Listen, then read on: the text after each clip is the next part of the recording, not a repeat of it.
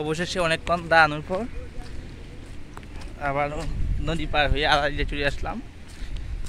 কাপাসিয়া উপজেলা, গাজীপুর জেলা। এই সম্পূর্ণ মানে মাটির রাস্তা, মানে ভিজেটা থাকে ওই দিকটা, মানে প্রচুর পরিমাণে বৃষ্টি আসতেছে। এই দিকে মাটির রাস্তা, খুবই তাড়াতাড়ি যাইতে হইব, মানে ভিজে যাব। এমনিতে মানে রাস্তাটা খুব নিরিবিলি এবং সুন্দর পরিবেশ। ওইদিকে দেখেন গাছের পানি জমে গেছে গা। আর এগুলো বালু মাটি, মানে পা ফিলবে না, জুতা ভালো, কনসোলেন জুতা। এই যে দেখুন এইদিকে সবচেয়ে বেশি একটা জিনিস হচ্ছে কলাবাগ।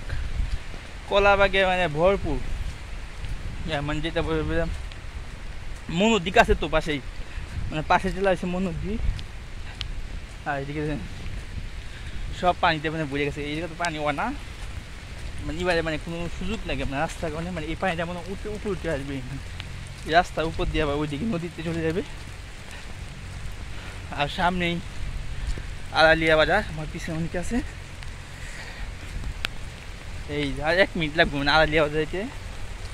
আড়ালিয়া বাজার থেকে আমরা আবার গাড়িতে উঠবো, গাড়িতে উঠে যাবো পাঁচশোয়া যে গন্তব্য। দেখেন ওই যে গাড়ি দাঁড়িয়ে আছে, উঠু। এই দেখে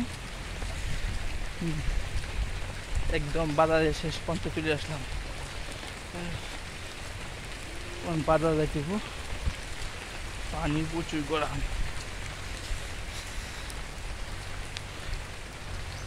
শরীর ভিজে গেছে, কি করবে বুঝতেছি না। পানি স্রোত কি পরিমাণে, পা ভিজে না। সামনে উঠে পাবো, উঠু দিয়ে চলে যাব। এই দেখুন বাড়ি ঘর, সুন্দর বাড়ি।